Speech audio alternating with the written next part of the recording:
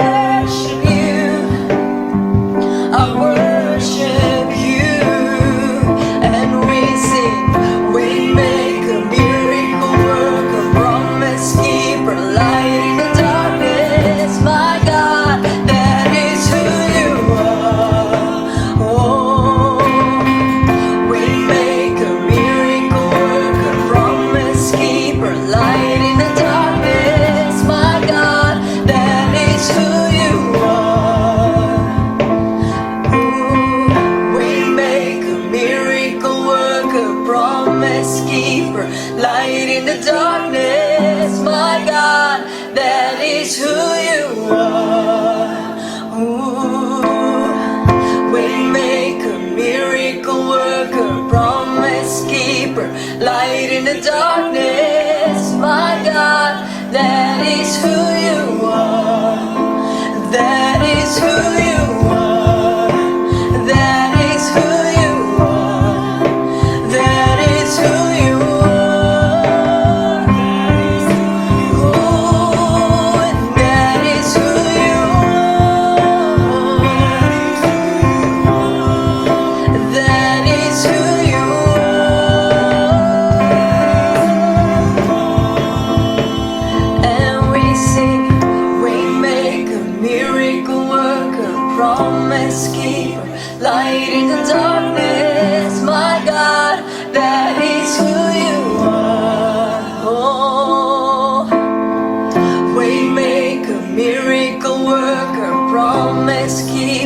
light in the darkness, my God, that is who you are.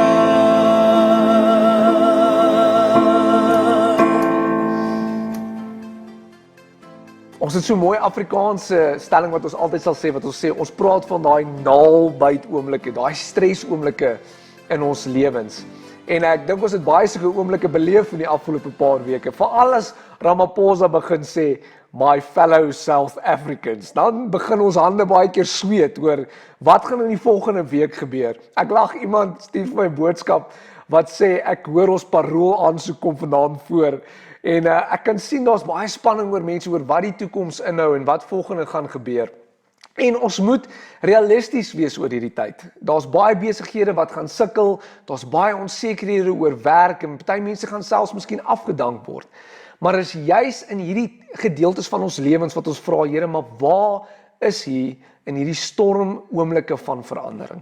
En ek wil graag met julle 'n bietjie deel oor wat die Here met my gepraat het in die Bybel en wat vir ons voorlê in die volgende tydperk.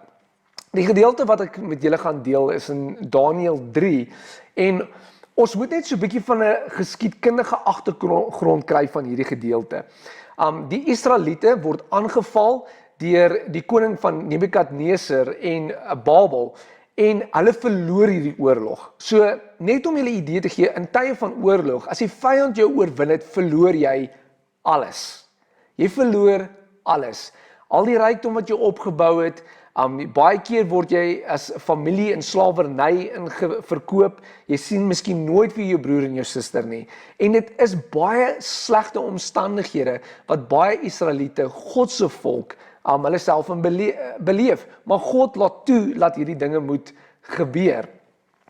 En ons kry dat koning Nebukadneser besluit dat hy gaan die beste van die slawe vat van die Israeliete om hulle te gebruik binne in sy koninklike paleis. En ons kry drie vriende, Sadrak, Mesak en Abednego. Dis 'n lekker mondvol hulle name.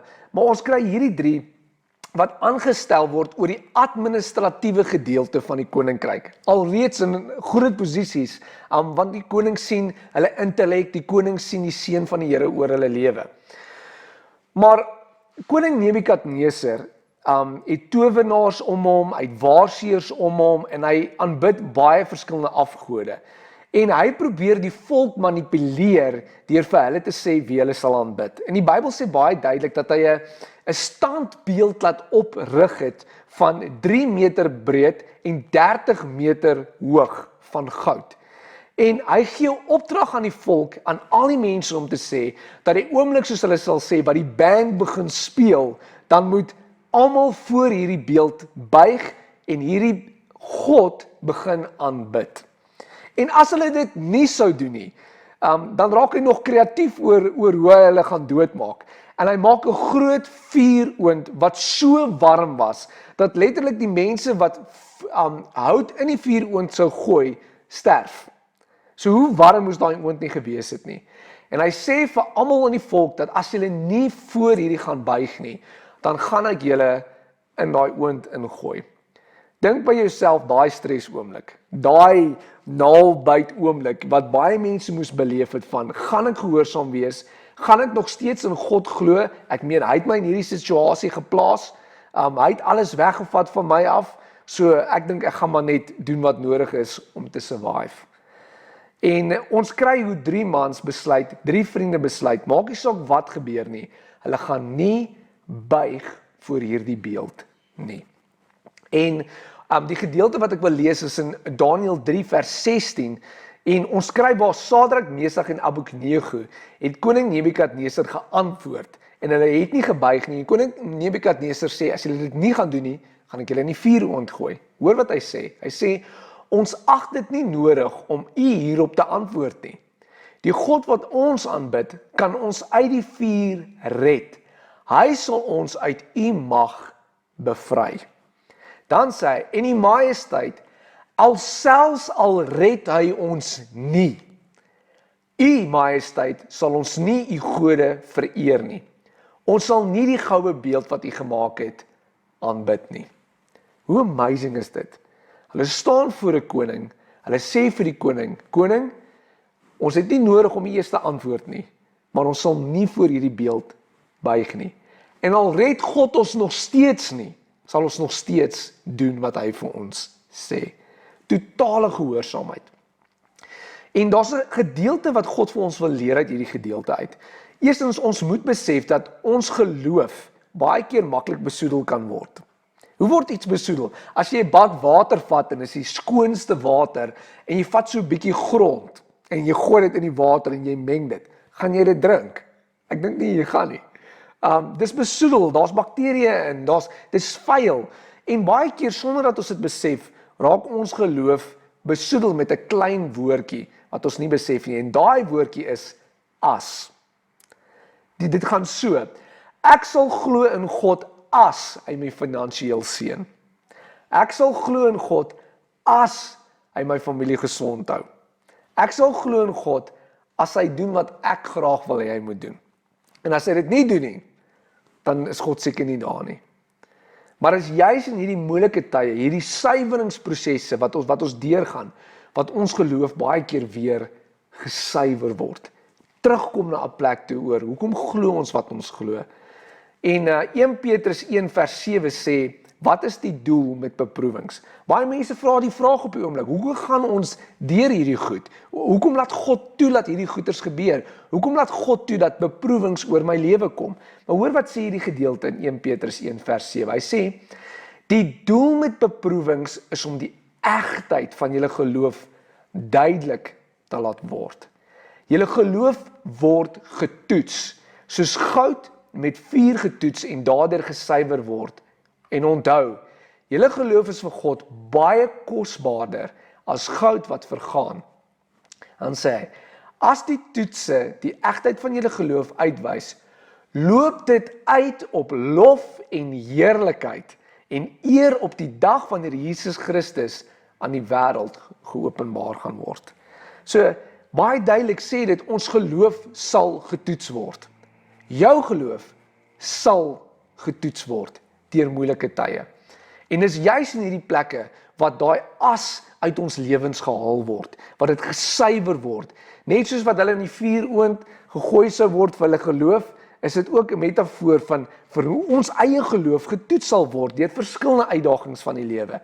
Groot geestelike leiers in die Bybel se geloof is almal getoets. Byvoorbeeld Moses se geloof en Israel se geloof was getoets geweest in die woestyn. Dit was 'n suiweringsproses. Ons skryf vir Josef. Josef se geloof was getoets geweest toe hy 'n slaaf was, toe hy in die tronk gegooi was. Ons skryf vir Dawid. Dawid se geloof was getoets geweest voor hy koning geword het, voor dit goed gegaan het met hom, deur 'n Saul wat hom gejag het om hom dood te maak. Groot leiers se geloof is getoets geweest en gesuiwer geweest. Hoor wat sê dit in die Engels mooi in 1 Peter 1 verse 6 to 7. Hy sê, for a little while you've had to suffer great and all kinds of trials. Hy sê, these have come so that your faith may be proven genuine and may result in praise, glory and honor when Jesus Christ is revealed. Hy sê, ten opsigte van die ewigheidswaarde, die suffering, die moeilike goeders waardeur ons gaan, is for a little while, vir 'n klein tydjie. En is so belangrik dat ons die groot prentjie sal onthou en nie sal vaskyk in wat nou met ons gebeur nie en waar ons nou is nie. Wanneer God ons suiwer, beteken dit eintlik dat hy in ons belang stel. God stel belang meer in jou geloof as wat hy belang stel in jou omstandighede. En hy wil hê jou geloof moet suiwer wees, want dit gaan hom eer en glorie bring. En wanneer Christus kom, gaan mense kyk na jou en sê, hierdie persoon het deur al hierdie moeilike tye gegaan, en sy geloof was gebou op die rots, Jesus Christus, en hy kon deur dit gaan. Want selfs wanneer 'n ouer sy kind dissiplineer en met sy kind deur sekere goeters gaan in die lewe, gaan dit oor dat hy lief is vir sy kind. Hy wil seker maak dat sy kind die regte karaktereienskappe in sy lewe het, om deur moeilike tye te kan gaan, deur die ander kant te kan uitgaan en 'n persoon van karakter te wees. Want jy kan 'n kind die beste van alles gee. Jy kan hom die beste gee van onderwys, jy kan hom die beste geleenthede gee, jy kan hom 'n awesome kar gee, jy kan hom 'n awesome universiteitsdiploma gee. Maar as jy hom nie Jesus Christus gee nie, as jy nie sy karakter werk nie, gee hom eintlik niks.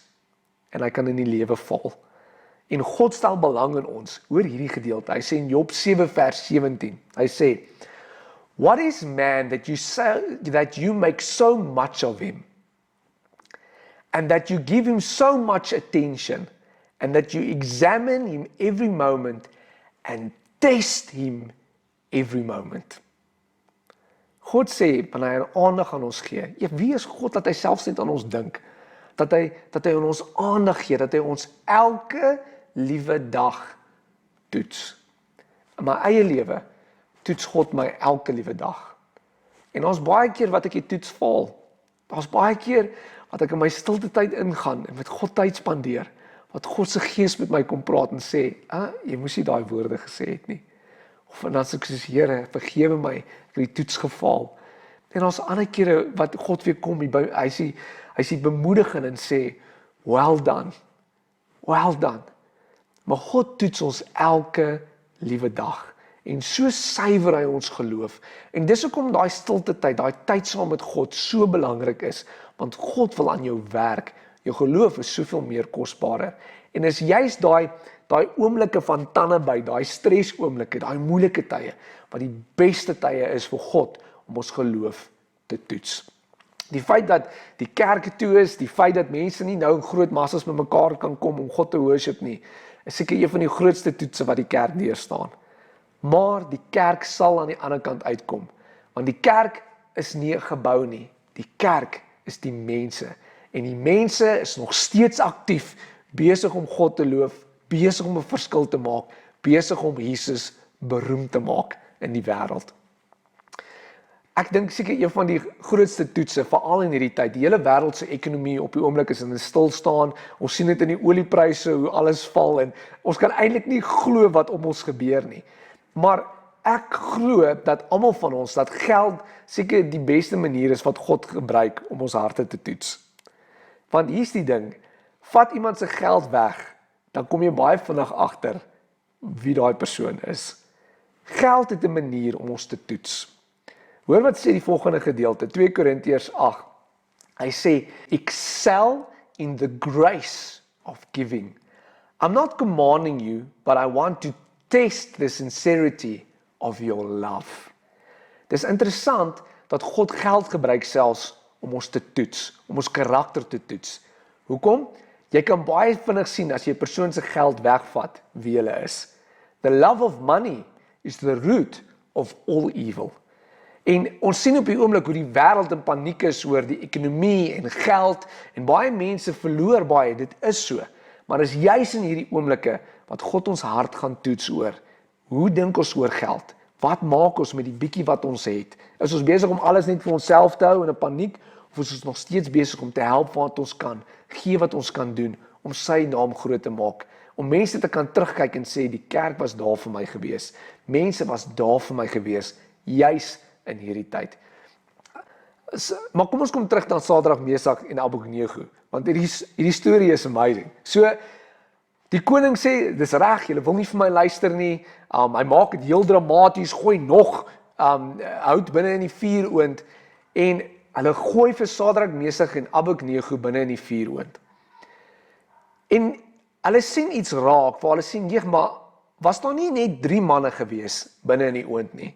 Skielik sien hulle 'n 4de een, 'n engel van God, en hulle is besig om binne in die oond rond te loop. Dink by jouself hoe ongelooflik moet dit wees, daai oomblik. Hulle brand nie, niks gebeur nie. Die Bybel sê hulle klere het nie eens geruik na rook nie. Dis amazing. En God is daar met hulle. God is daar met hulle.